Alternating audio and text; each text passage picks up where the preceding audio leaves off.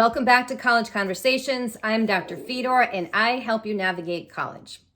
Today, I'm going to be talking to you about a gap year, whether or not you should take a gap year.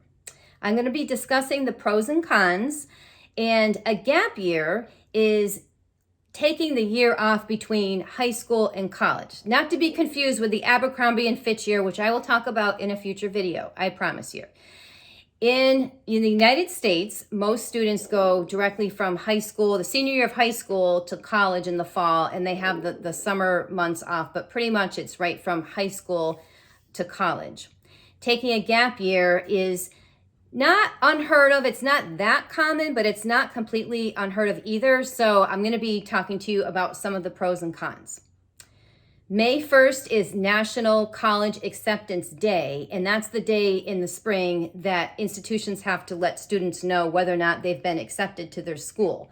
And then most students make a decision sometime in the spring on whether or not they're going to be going right into college in the fall, or they're going to be taking the gap year, or they're going to be deferring their admission. Some schools will let you defer admission. If you do get accepted to their school, they will let you defer that admission for 12 months or 1 year, so you can enter the following fall. Things have been very unusual the last few years with COVID. There's been more students taking that gap year and deferring admission because either they didn't want to go to school during COVID, they didn't want to go completely online, they wanted a different experience. So check with the institution. There may be fewer slots left for them to let the students defer, because now we're kind of backlogged from the last couple of years. So that's something to keep in mind. Some of the pros of taking a gap year. The first one is, and this is probably the most common, is you would have the time to work full time and save money for college. That's probably the most popular reason I hear. That is a good reason if you are very diligent, you're saving all your money, you can save a lot of money in 1 year working full time, and theoretically put that money toward college tuition and then be taking out less college loans, which is better off for you in the long run. So that is a good idea. If that's something that you're going to do, then set goals for yourself and remember to, the reason why you're taking the gap year is to save money, and don't be saving or spending all the money that you're supposed to be saving.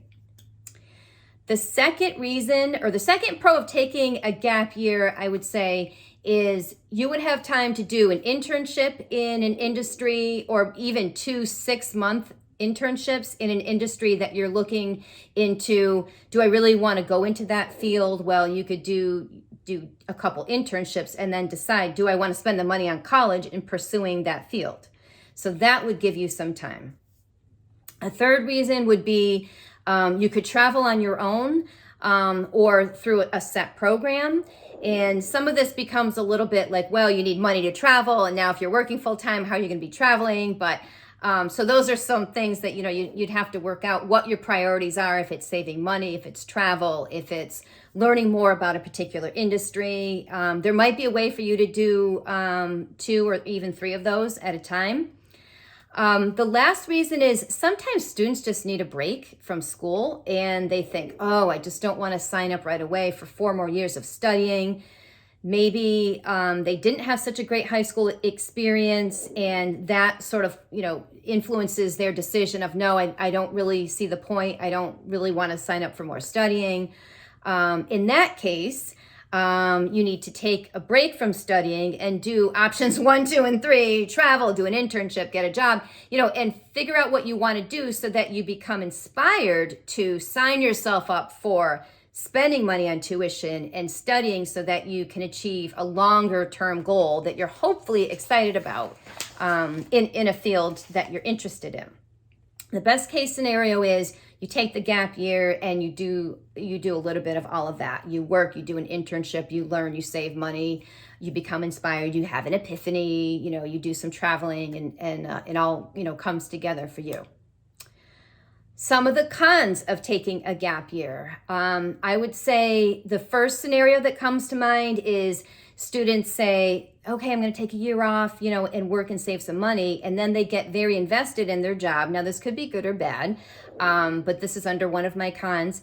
And then they say they're going to go back to school, and then they never did.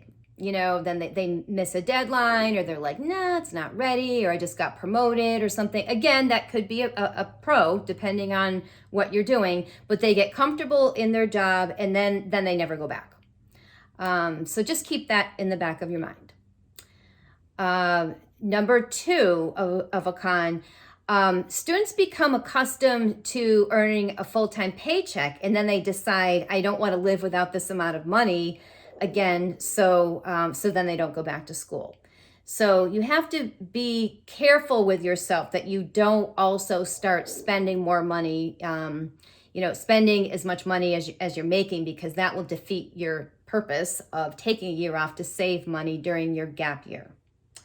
The third reason is sometimes after being out of school for a year, students think, oh, I won't be able to go back to studying. I'm so used to going to work and then coming home and doing something else.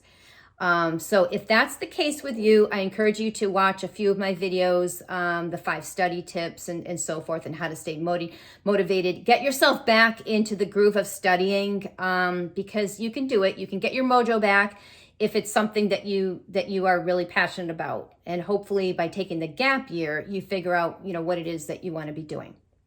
And the fourth reason, this would be a con of taking a gap year. Sometimes the students will say, well, I can't go back now because I'll be a year behind all of my friends. And I know it seems that way, but honestly, in the whole scheme of things, 1 year really doesn't matter a lot. It really doesn't.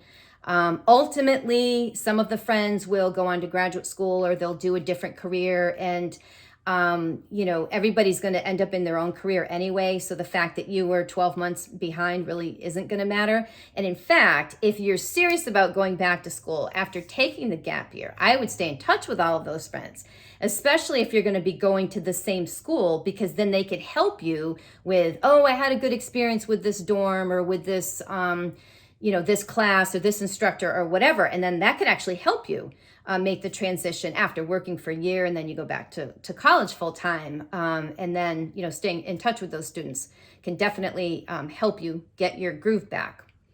So please leave a comment below if you are currently taking a gap year. I want to hear the good, the bad, and the ugly. Or if you're thinking about taking a gap year, please let me know what your experiences are, or if you have something to add to the discussion. Please remember to hit share, and please hit subscribe so I can continue to bring you these helpful videos, and we can continue to have college conversations. And remember to keep learning.